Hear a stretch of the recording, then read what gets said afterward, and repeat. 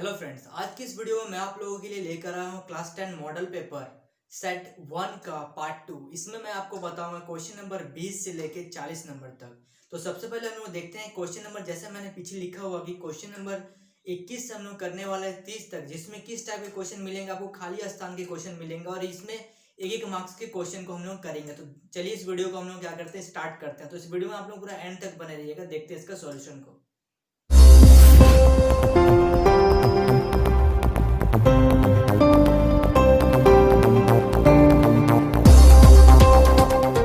इस number question में देखिए, इसमें क्या है, किस टाइप के क्वेश्चन मिलेंगे आपको। फिल इन द ब्लैंक्स मिलेगा, मतलब खाली स्थान मिलेगा और उसमें दो ऑप्शन दिए रहेंगे, जैसे मैंने बोर्ड पे यहाँ पे लिखा हुआ है।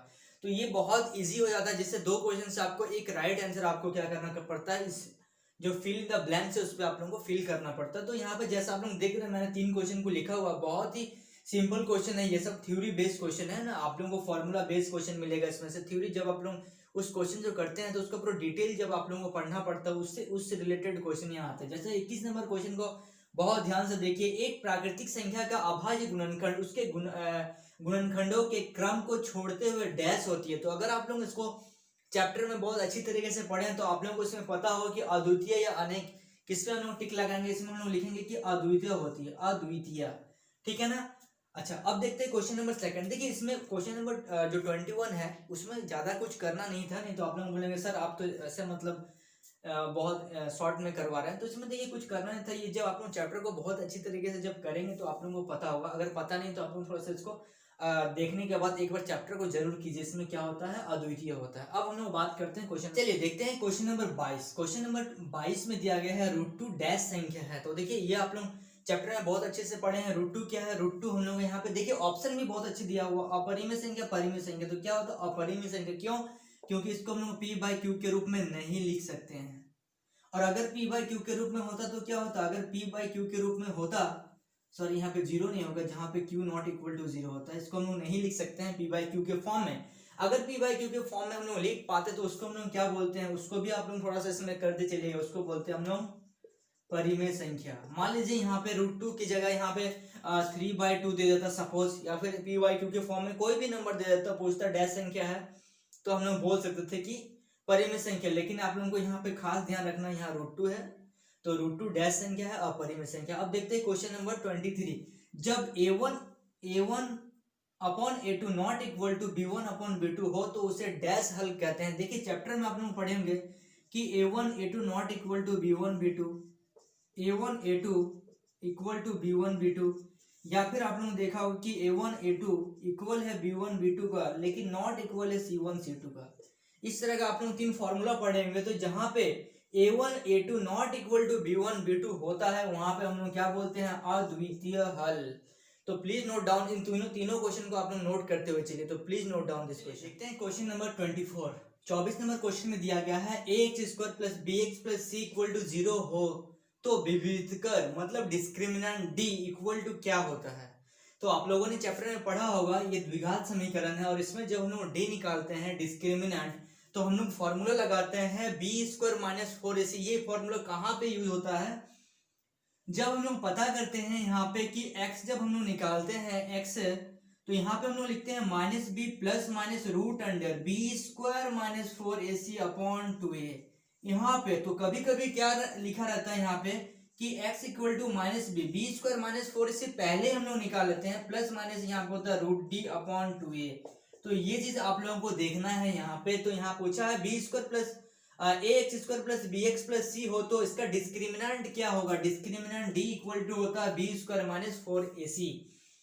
अब देखते हैं question number 25। ax² plus bx plus c को डैश कहते हैं, द्विघात बहुपद या द्विघात समीकरण। इसको मैंने आपको एक जो मैंने पहला वीडियो बनाया था मॉडल पेपर का, उसमें मैंने आपको क्लियरली बताया था। देखिए यहाँ पे भी बहुत ध्यान से समझिए, द्विघात बहुपद और द्विघात समीकरण हम लोग कब बोलते हैं। जैसे ये हम लोग का एक क्वाड्रेटिक इक्वेशन द्विघात समीकरण दिया हुआ है, सपोज मैंने इसको 0 से इक्वेट कर दिया, तो इसको हम लोग बोलेंगे द्विघात समीकरण। लेकिन जब इसमें 0 नहीं रहेगा, ax² plus bx plus c only रहेगा, तो यहाँ पे वही पूछा है कि ax² plus bx plus c को डैश कहते हैं। तो यहाँ पे हम लोग लिखेंगे द्विघात बहुपद। बहुत जगह आपको बाय मिस्टेक मिल जाएगा द्विघात समीकरण, लेकिन यहाँ पे इसका आंसर द्विघात समीकरण नहीं होता है। अगर ये 0 होगा तब द्विघात समीकरण बोलेंगे, लेकिन अगर इक्वल टू 0 नहीं रहेगा तब इसको द्विघात बहुपद बोलेंगे। 26 नंबर क्वेश्चन में बोला है यदि बी स्क्वायर माइनस 4ac क्या हो, 0 हो, तो मूल इसका क्या होता है। कभी भी बी स्क्वायर माइनस 4ac अगर 0 हो तो सबसे पहले तो हम बोलेंगे वो क्या होगा, वास्तविक होगा, काल्पनिक तो होगा ही नहीं। तो please note down this question number 27 यहाँ पे दिया गया है किसी संख्या को ऐसी सूची जिसमें प्रत्येक पद का सार्वअंतर समान हो तो उसे डैश कहते हैं। जिसका सार्वअंतर समान हो तो उसे क्या कहते हैं, समांतर श्रेणी। ये आप लोग चैप्टर 5 में पढ़ेंगे, ये पढ़े होंगे आप लोग ना, समांतर श्रेणी जिसका क्या होगा, सार्वअंतर एक हो। जैसे एग्जांपल ये है डैश डैश डैश, तो अगर मैं बोलूँ इसका डी निकालिए तो a2 माइनस a1 करते हैं हम लोग। 2 से जब 1 को घटाएंगे तो 1, इसी तरह से 4 से जब 3 को घटाएंगे तो भी 1 आएगा, मतलब इसको क्या बोलेंगे, समांतर श्रेणी। अब देखते हैं क्वेश्चन नंबर 28, सभी डैश त्रिभुज समरूप होते हैं तो समबाहु त्रिभुज और यहाँ पे समद्विबाहु त्रिभुज, तो समबाहु त्रिभुज क्या होते हैं, समान होते हैं, समरूप होते हैं। अब क्वेश्चन नंबर 29 यहाँ पे है tan 90 माइनस थीटा। इस तरह के और भी बहुत सारे क्वेश्चन हम लोगों ने किया था ना फर्स्ट वीडियो में। तो tan 90 माइनस थीटा डैश होता है, तो tan 90 माइनस थीटा कॉट होता है, क्योंकि ये फर्स्ट क्वाड्रेंट में आता है। किसी भी तरह के आप लोगों को क्या करना है, इसकी फॉर्मूला को बहुत अच्छी तरीके से याद रखना है, क्योंकि जितने भी क्वेश्चन हम लोग कर रहे हैं वो फॉर्मूला पे बेस ही कर रहे हैं क्वेश्चन। अब है क्वेश्चन नंबर 30, ये हम लोग को फिल इन द ब्लैंक्स का जो है ये लास्ट क्वेश्चन है, मतलब और ये खंड ए का लास्ट क्वेश्चन। अब हम लोग खंड बी की ओर जाएंगे, तो देखते हैं लास्ट क्वेश्चन को। घटना ई की प्रक्रिया, घटना ई की प्रक्रिया प्लस घटना ई की नहीं प्रक्रिया, मतलब प्रोबेबिलिटी का ये क्वेश्चन है, 14 पॉइंट का क्वेश्चन है ये। किसी भी घटना को होना या ना होना, इसका क्या वैल्यू होता है, इसका वैल्यू हमेशा 1 होता है। हो या ना हो तो उसका प्रोबेबिलिटी कितना है, 1। प्रायिकता कितना होता है, 1। तो please note down this question. चलिए अब देखने वाले हैं हम लोग खंड बी, जिसमें हम लोग का 31 से 40 नंबर तक के प्रश्न है, और हर एक क्वेश्चन जो है हम लोग का, हर एक प्रश्न 2 मार्क्स के आएंगे इसमें। अब तक हमने जो किया 1 नंबर से 30 नंबर तक, उसमें टोटल क्वेश्चन जो मार्क्स थे, टोटल एक नंबर के क्वेश्चन थे, 30 मार्क्स के 30 क्वेश्चन थे। अब हम लोग करने वाला 31 से 40 तक के, यहाँ पे भी 10 क्वेश्चन आएंगे, और वो 10 क्वेश्चन 2-2 नंबर के रहेंगे। तो देखते हैं सबसे पहला क्वेश्चन है 31 नंबर। यदि एचसीएफ दिया है हम लोग को इतना और इतना इक्वल टू 9, तो दिया है तो एलसीएम ज्ञात करना। मतलब एक चीज देके हम लोग को दूसरा चीज पूछा है, तो कैसे करेंगे इसका सॉल्यूशन को देखें यहाँ पे। तो यहाँ पे क्या दिया हुआ है, एचसीएफ दिया गया है, तो क्या दिया गया है हम लोग को, दिया गया है, यहाँ लिखेंगे हम लोग, दिया गया है।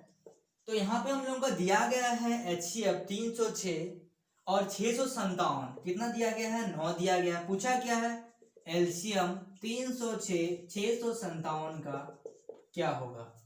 यहाँ तक हम लोग को पता चल गया कि हम लोग को HCF दिया गया है और एलसीएम बताना। तो आप लोगों को एक फॉर्मूला याद होगा, आप लोग चैप्टर में जब पढ़े होंगे आप लोगों को, तो क्या होता है, HCF 306 गुना 600, यहाँ पे HCF गुना एलसीएम 306 गुना 657 बराबर क्या होता है, HCF गुना एलसीएम बराबर होता है दोनों संख्याओं का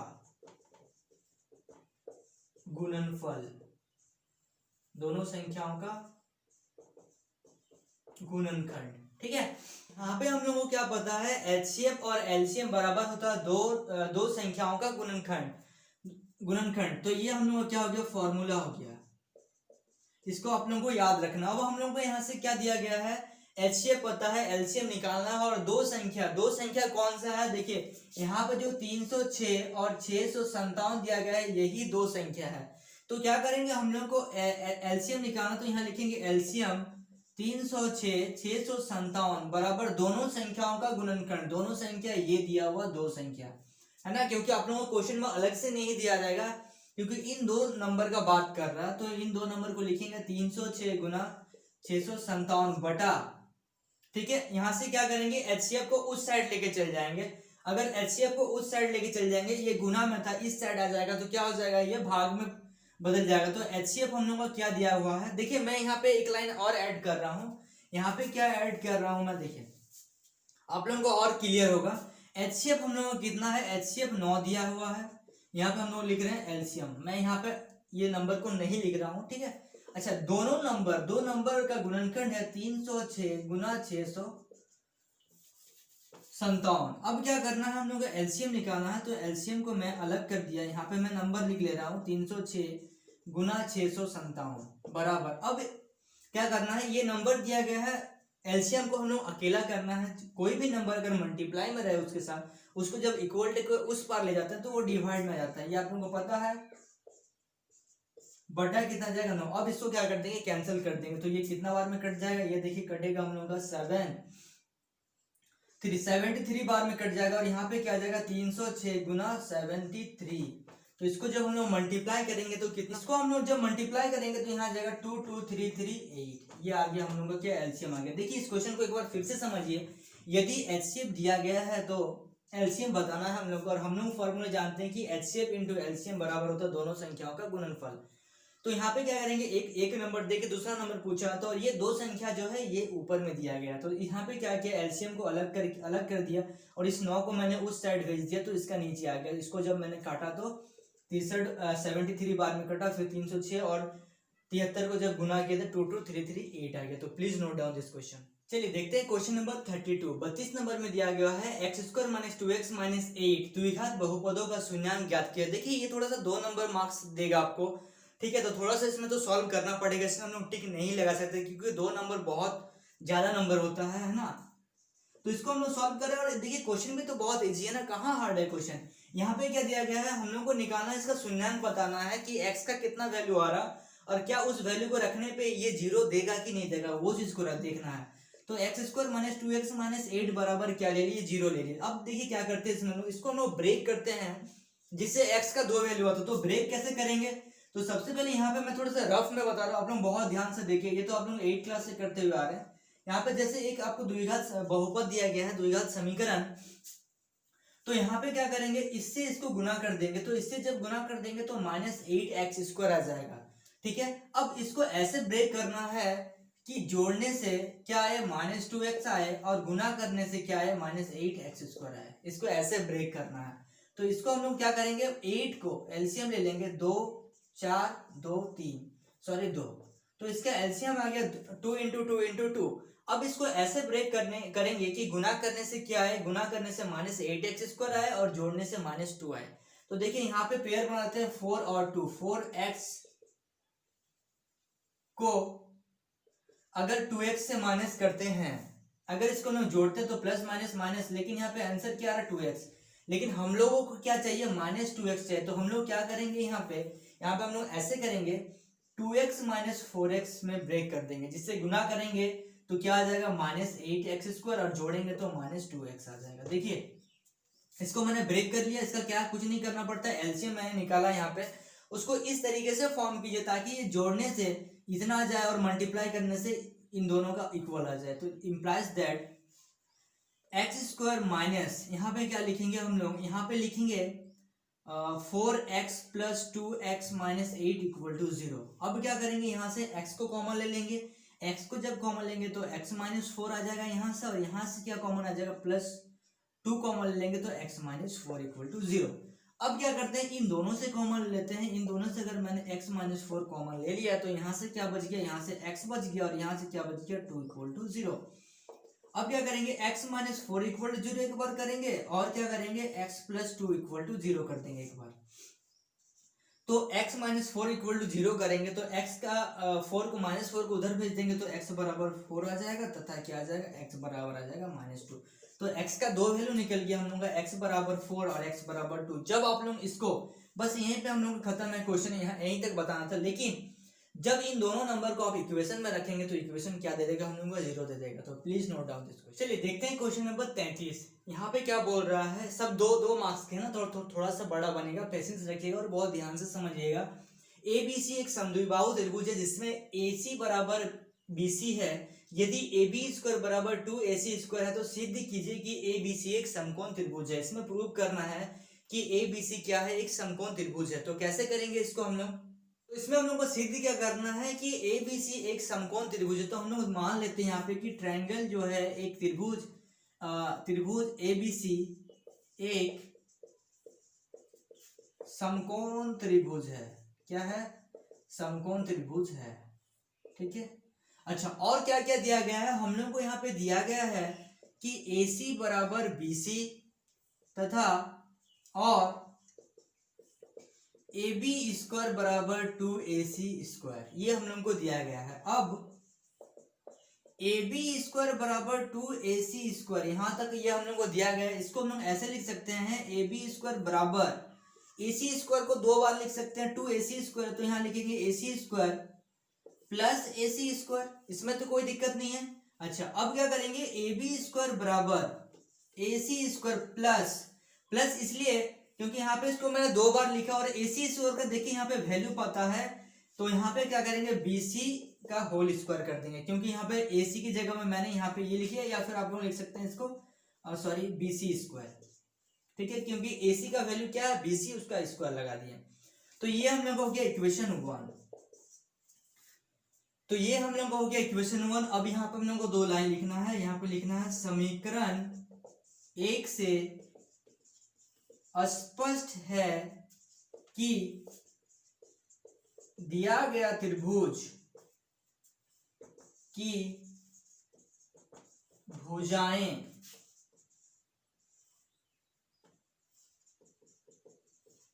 पाइथागोरस, तो यहाँ पे हम लोग को लिखना था कि समीकरण 1 से स्पष्ट है कि दिया गया त्रिभुज की भुजाएं पाइथागोरस प्रमेय का पालन करती है। तो यहाँ पे अब लिखना है अतः दिया गया त्रिभुज समकोण त्रिभुज है। देखिए यहाँ पे तो पहले से बोल दिया था कि सिद्ध करना है ये एक समकोण त्रिभुज है, तो जो दिया गया था, क्या दिया गया था, ट्रायंगल ABC एक समकोण त्रिभुज है। अच्छा, AB बराबर जैसे एक यहाँ पे त्रिभुज हो गया, ठीक है, तो इसके हिसाब से हम लोगों को क्या बताना था कि ABC AB जो है वो बराबर है किसका, BC का, ये दिया गया था। और यहाँ पे दिया गया था AC square plus 2AB square बराबर 2AC स्क्वायर, तो उसके हिसाब से हम लोगों ने इसको सिद्ध कर दिया। तो लास्ट में हम लोगों को एक लाइन लिखना था कि समीकरण 1 से स्पष्ट है कि दिया गया त्रिभुज की भुजाएं पाइथागोरस प्रमेय का पालन करती है, अतः दिया गया त्रिभुज क्या है, एक समकोण त्रिभुज है। ये देखिए, ये AB जो है ये बराबर है BC का, तो यहाँ यही चीज हम लोग को इस लाइन पे लिखा हुआ, तो please note down this question. चलिए देखते हैं क्वेश्चन नंबर 34। 34 नंबर में दिया गया है, यदि साइन A बराबर 3/4 है तो कॉस A का मान ज्ञात कीजिए। देखिए बहुत सिंपल है क्वेश्चन ये, तो देखिए इसमें कैसे करना है, साइन A दिया हुआ है, हम लोग कॉस बताना है, और भी कुछ देखिए tan भी पूछ सकता, तो बहुत इजीली हम लोग कर पाएंगे इस क्वेश्चन को। तो हम क्या जानते हैं, देखिए यहाँ लिखेंगे, हम जानते हैं कि साइन स्क्वायर थीटा, मतलब यहाँ थीटा नहीं लेंगे, यहाँ A लेंगे, sine square A plus cos square A is equal to क्या होता है 1। Sine square A plus cos square A क्या होता है 1। अब हम लोगों को दिया है साइन A का वैल्यू, साइन A दिया गया है 3/4 का whole square plus cos square A equal to 1।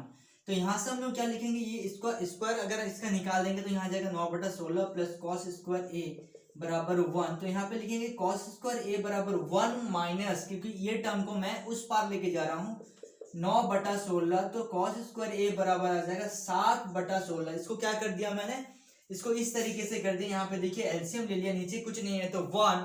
अच्छा 16 एक का पार्ट में 16 कितना बार में, तो 16 बार में 1 को 16 से मल्टीप्लाई कर दिया, तो 16 16 का पार्ट में 16 एक बार में एक के ऊपर वाले नंबर से क्या कर दिया, गुना कर दिया, तो ये आ गया 16 माइनस 9/16, तो यहाँ पे आ गया 7/16। लेकिन यहाँ पे ये क्या क्वेश्चन आ गया हम लोग का, ऑप्शन में आपको दे सकता है ऐसा, पहले में दे देगा 7/16, तो यहाँ पर हम लोग कॉस स्क्वायर A का वैल्यू आया है, हम लोग को निकालना क्या है, कॉस A का वैल्यू निकालना। तो कॉस A का वैल्यू निकालने के लिए क्या करेंगे, हम लोग इसका अंडर रूट ले लेंगे 7/16, तो इसके देखिए 7 का तो रूट नहीं निकाल सकते, तो हम लोग यहाँ पे लिखेंगे कॉस A बराबर √7/4, ये हम लोग का आंसर आ गया। तो please note down this question. चलिए देखते हैं क्वेश्चन नंबर 35 में। चलिए यहाँ पे क्या दिया गया है, एक बिंदु Q से एक वृत्त पर स्पर्श रेखा की लंबाई कितना 24 सेंटीमीटर तथा Q केंद्र से दूरी, देखिए Q केंद्र से दूरी इस बिंदु तक, Q केंद्र से दूरी इस बिंदु तक कितना है 25 सेंटीमीटर।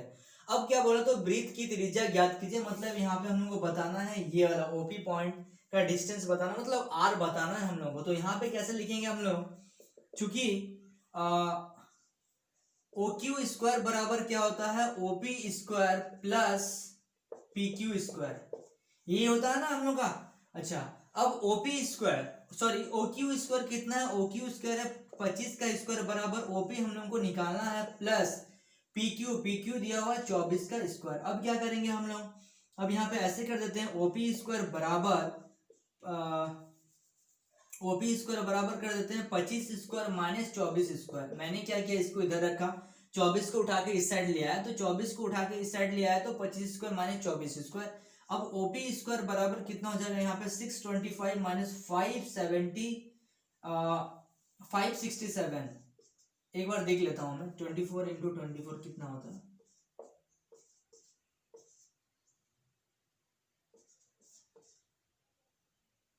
हाँ सॉरी 576। अब ओपी स्क्वायर बराबर 625 से क्या करना है, 576 को माइनस जब करेंगे तो हम लोग का कितना आ जाएगा 49। तो यहाँ से ओपी निकालना था, ओपी बराबर कितना आ जाएगा √49। तो यहाँ पे ओपी बराबर आ जाएगा 7। तो ये आ गया हम लोग का आंसर। तो please note down this question. तो यहाँ पे क्या कर सकते हैं आप लोग, आंसर में 7 सेंटीमीटर बोल सकते हैं, क्योंकि ये दोनों किसमें दिया हुआ, सेंटीमीटर में दिया हुआ। तो इसमें क्या दिया हुआ था, एक ब्रीथ था, इस सेंटर से एक पॉइंट लिया हुआ था, बाहर में कोई पॉइंट था क्यू पॉइंट। तो हम लोग को ओ से, सेंटर से इस पॉइंट का जो डिस्टेंस था वो था 25 सेंटीमीटर। और यहाँ पे इस उस केंद्र में एक पॉइंट था जिसका Q distance P Q distance हम लोग को निकालना। तो इस तरीके से हम लोग किए। तो प्लीज नोट कीजिए इस क्वेश्चन। चलिए देखते हैं क्वेश्चन नंबर 36। बिंदु ए और बी के नियम क्रमशः क्या दिए हुए हैं, 2,3 और 4,1 दिया गया है। तो उसके बीच की दूरी ज्ञात कीजिए। देखिए बीच की दूरी के लिए एक फॉर्मूला मैंने आपको कराया था, क्या होता है, रूट अंडर ए बी बराबर root under x2 minus x1 का होल स्क्वायर। देखिए जब आप लोग इसका पहला पार्ट को अगर देखे हैं तो उसमें फॉर्मूला ही पूछा था कि बीच की दूरी निकालने का क्या फॉर्मूला था। तो x2 minus x1 plus bracket में y2 माइनस y1 का होल स्क्वायर, ये था। तो इसमें बीच की दूरी पूछ रहा, सपोज ये एक हम लोग क्या है, यहाँ पे a दिया गया है 2,3 और यहाँ पे b दिया गया है 4,1। तो इसकी बीच की दूरी निकालना। तो इसको हम लोग मान लेते हैं, ये हो गया x1, ये हो गया y1, ये हो गया x2, ये हो गया y2। कोई दिक्कत नहीं है। अब ए बी बराबर क्या निकालना है, बस इसका वैल्यू को रख देना। x2 कौन सा है, देखिए 4 माइनस x1 प्लस y2 में क्या है 1 माइनस y1 3 का होल स्क्वायर। तो यहाँ पर हम लोग क्या लिखेंगे, रूट अंडर 4 माइनस 2 का स्क्वायर प्लस माइनस 2 का स्क्वायर। तो ये आ गया रूट अंडर 4 प्लस 4 मतलब √8 को जब आप लोग ब्रेक कीजिएगा तो ये क्या आ जाएगा, इस तरह का आ जाएगा। इसका जब एलसीएम लेंगे तो यहाँ पे आ जाएगा 2 इंटू 2 इंटू 2, दो तो रूट को काट देगा, तो यहाँ पे लिखेंगे 2√2 इज द राइट आंसर। तो please note down this question. देखिए बहुत इजी से समझिए इस क्वेश्चन को। तो इसमें पूछा था कि ए और बी दिया गया है हम लोगों को, तो उसके बीच का दूरी बताना। तो ये मैंने इस टाइप का डायग्राम बनाया था। तो उसके लिए आप लोगों को फॉर्मूला याद रखना होगा, root under x2 minus x1 का whole square plus y2 minus y1 का होल स्क्वायर। अब x2 और x1 को रख के आप लोग बहुत इजीली से इसको सॉल्व कर सकते हो। तो नोट करिए क्वेश्चन नंबर 37। किसी गेंदबाज 10 क्रिकेट मैच के लिए दिया गया विकेटों की संख्या निकालना है। यहाँ पे कुछ नंबर दिए गए हैं, इन आंकड़ों का बहुलक ज्ञात करना। देखिए बहुलक क्या होता है, जो नंबर दिए गए हैं सीरीज में दिए गए आपको जो नंबर, उसको सबसे पहले बढ़ते हुए क्रम में सजा देना है। और जो नंबर जितना बार रिपीट हो रहा है, सपोज यहाँ पे मान लेते हैं 5 रिपीट हो रहा है, बहुत ज्यादा बार आया है, तो वो हो गया हम लोगों का बहुलक। देखते हैं इसका सॉल्यूशन। देखिए इसमें क्या करेंगे, सबसे पहले मैंने आपको बताया इसको बढ़ते हुए क्रम में लिखेंगे तो 0, उसके बाद 1 है ना, 2, देखिए 3 बार है तो 2 2 2, उसके बाद क्या है 3, उसके बाद 4 5 6। अब क्या करेंगे इसमें, देखिए 2, इसमें से देखना है कि कौन सा नंबर कितना बार रिपीट हो रहा है। देखिए 2 सबसे ज्यादा बार रिपीट हो रहा है, तो यहाँ हम लोग लिखेंगे बहुलक बराबर क्या होगा 2। तो आप लोगों को याद रखना ताकि आप लोगों को, देखिए 2 नंबर में कितना आसान क्वेश्चन दिया गया है, इसमें से क्वेश्चन देख के भी आप लोग आंसर बता सकते हैं। तो प्लीज नोट कीजिए इस क्वेश्चन। देखते हैं क्वेश्चन नंबर 38। यहाँ पे दिया गया है, यदि बहुलक बराबर 10 दिया गया है, माध्य बराबर 10 दिया गया है, तो बताना है माध्यिका क्या होगा। तो यहाँ पे एक फॉर्मूला होता है, माध्य माइनस बहुलक बराबर होता है 3 गुना माध्य माइनस माध्यक।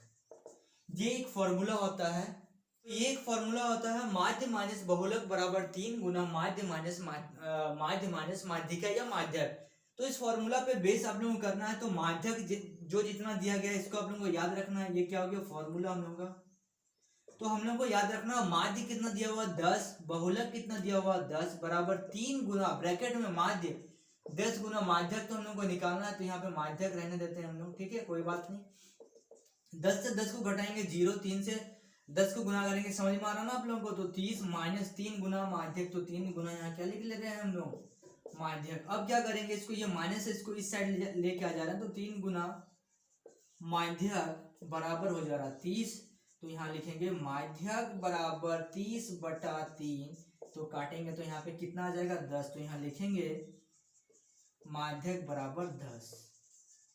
तो please note down this question. ये जो क्वेश्चन था आपका ये फॉर्मूला बेस्ड क्वेश्चन था, फॉर्मूला याद रहेगा क्वेश्चन बनेगा तो नोट कीजिए। देखते हैं क्वेश्चन नंबर 39। यदि P ऑफ E दिया गया है 0.05 है तो E नहीं होने की प्रायिकता क्या होगा।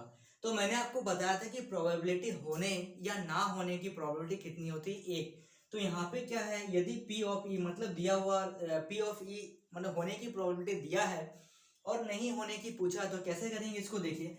यहाँ पे क्या करेंगे, P ऑफ E हम लोगों को क्या दिया है 0.05 और P नहीं होने की प्रोबेबिलिटी पूछा है तो उसको हम लोग E डैश से हम लोग दिखा सकते हैं। तो होने की प्रोबेबिलिटी और नहीं होने की प्रोबेबिलिटी कितना होता है 1 होता है। तो हम लोग को यहाँ लिखेंगे probability of happening plus probability of not happening कितना होता है 1। होने या ना होने की प्रोबेबिलिटी 1। तो प्रोबेबिलिटी होने की प्रोबेबिलिटी 0.05 प्लस प्रोबेबिलिटी नहीं होने की प्रोबेबिलिटी यहाँ पे दिया हुआ है इक्वल टू 1। तो प्रोबेबिलिटी नहीं होने की यहाँ पे ऊपर में क्या लगा हुआ डैश लगा हुआ, मतलब नहीं होने का डिनोट कर रहा, ठीक है। तो 1 माइनस 0.05 तो प्रोबेबिलिटी ऑफ नॉट हैपनिंग, इसको लिखते हैं हम लोग probability of not happening equal to कितना आ जाएगा 0.95। तो please note down this question.